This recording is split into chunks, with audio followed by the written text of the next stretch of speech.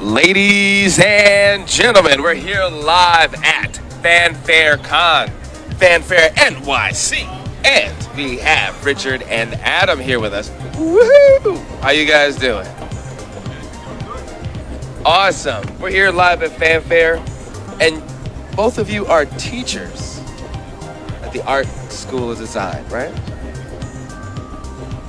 Artist teaching, how's that happen? How'd you guys go from being creatives to also now the pedagogue?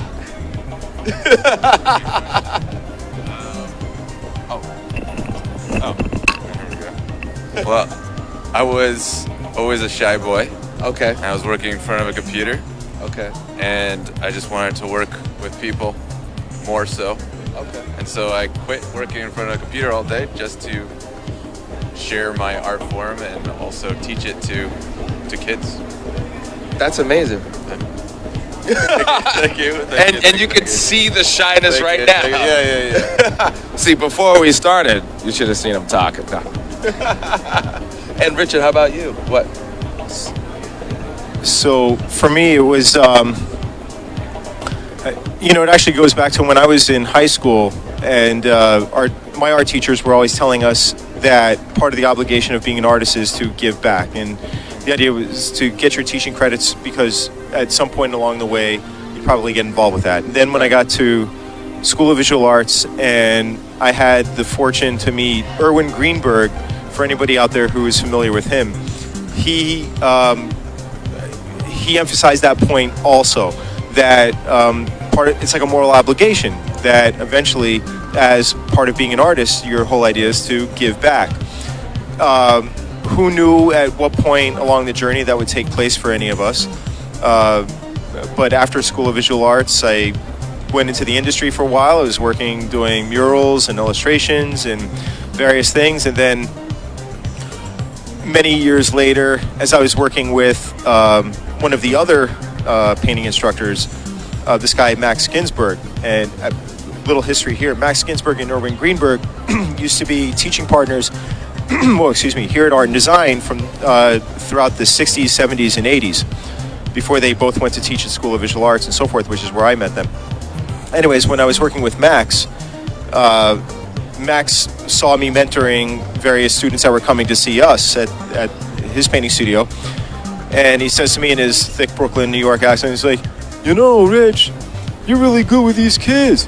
You might want to try teaching it on design like I used to back in the day. And I looked at him and was like, I'm not even thinking about a high school teaching job. But the kids at that point... And again, as a visual artist... I was just happy farting around painting. And illustrating. I had a flexible schedule. I travel around the world. I was painting on my own time. I was doing whatever I wanted. So the idea of some steady job where I was going to have to be responsible to a schedule was the furthest thing from my mind, because having to actually, dress a part, where, I had to put on real shoes and, shirts with sleeves or things like that. I mean, it's like all of it was just kind of like completely foreign. Yeah. Was that foreign for you too, Adam? The what part? Wearing just shirts like with sleeves? Or? Yeah, like you got to show up at this time. Yeah. I mean, I like to do what I want. I want people to understand the artist struggle. Yeah, that is not an easy transition. I like to do what I want. And I don't like people telling me what to do. Right.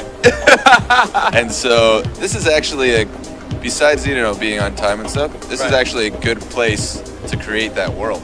Yep. Where no one is telling you what to do. The good administration here, they let us do what we want because they trust us.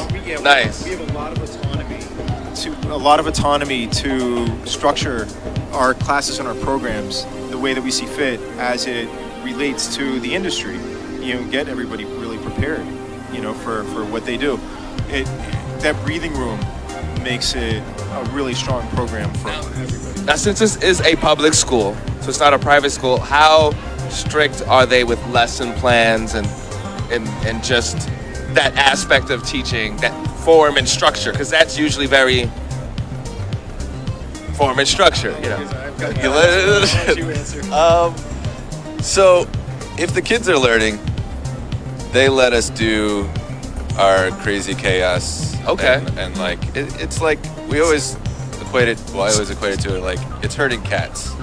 Okay. Like, getting artists to do something is like herding cats. It's like, Preach! Preach, Yeah, let 'em know. Yeah. I'm sure it's the same here on a macro scale.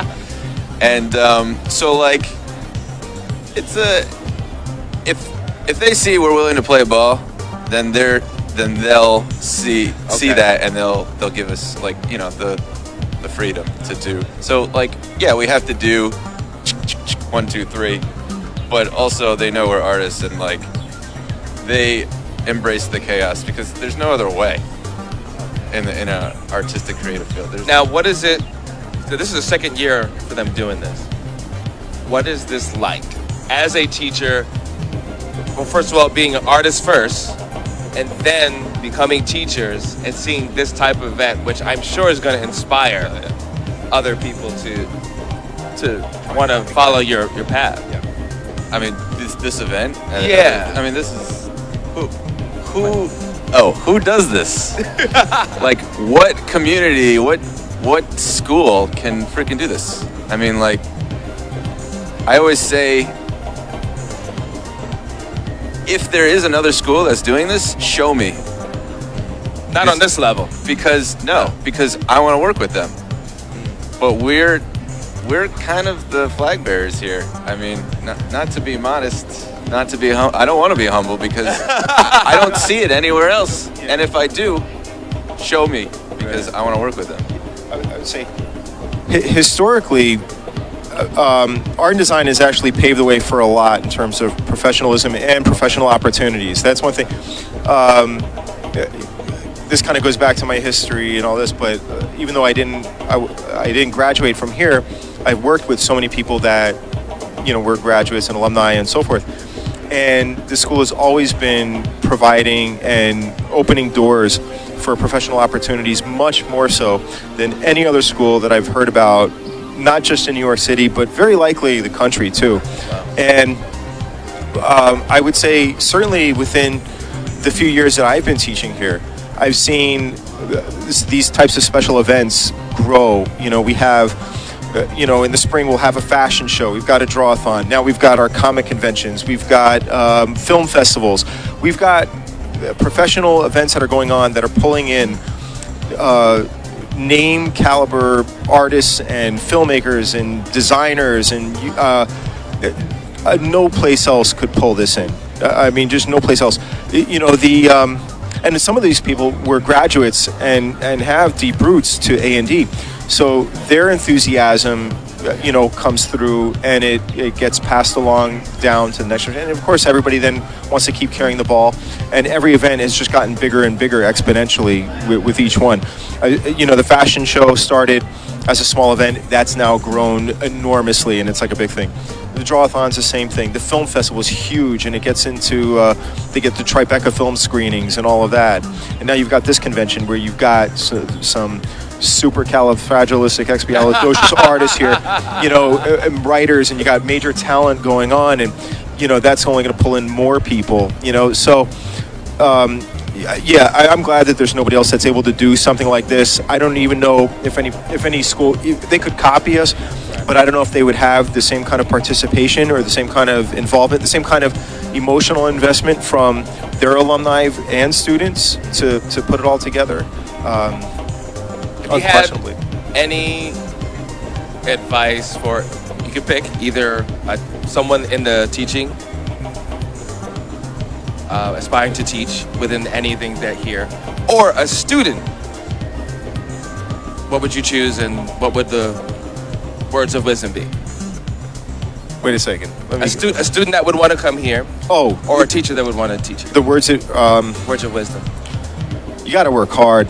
You got first and foremost, you got to love what you do. And that would be for either. Oh, really? Either. Whether you're going to teach here or you're going to be a student, you really got to love what you do, because in a school like this, one thing I don't think anyone would disagree. The expectations and the stress level can be so high that it can easily filter out the weaker or the lesser. So it wouldn't matter whether you're a teacher or a student. You've got to be so on point. And this school has been very good about attracting the best and getting the best and bringing it and turning out the best and so forth. And the lessers have kind of fallen off the wayside. So love what you do, put all your heart and soul into it. You can't look at any of these things like a job. You've got to do it more from the heart than looking for that material reward, be it as a paycheck or a grade or something like that. Just love what you do, and the rewards follow. Yeah. For students, it's hunger. It's just, the same thing packaged differently. It's just you can't teach hunger. And if I don't care if the student is technically, maybe they don't think they're there. Okay.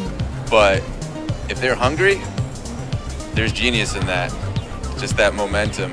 And so I just look for hunger, because I know if the student's hungry, I can teach them, or we can teach them. It doesn't matter what department they go into. They're going to soak it up. So are you teachable? Are you hungry? Teacher, yeah, it's the same like he said. Like, we have this amazing community that I don't know of anywhere else in the world. And is it worth the pain to go through that? Like, do you love it enough to also struggle through it? Because there's always going to be struggle no matter what you do. And so for me, it's yes. And You heard it here first, folks. We're here live. That's right. Live at Fanfare NYC. Thank you so much. Thank you very much. Thank you. Adam Thank you so and much. Richard. And continue to rock with us, because we got a lot more coming your way. You're watching GEEKCASTER.